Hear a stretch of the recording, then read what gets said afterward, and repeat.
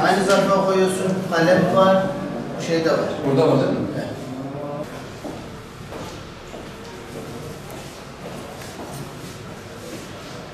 Abi afiyetmiş burası. Camiamız için hayırlı olsun inşallah. Maçı afiyet. Yusuf Kılıç.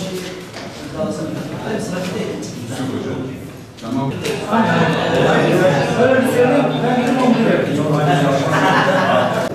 Eski arkadaşlar. Hocam belediye çok yönetim kurulu. 200 satranç uygulamaya getirdi. Bayram hocam. Evet. Buyurun hocam. Tamam.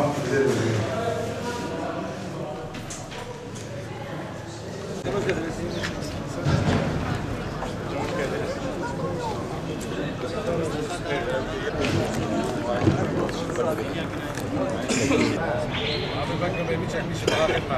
Bir kişilik gel aşkına. Erhan, Başkan Özkan, değil, İlyas, Barış. Teşkilat geldi abi.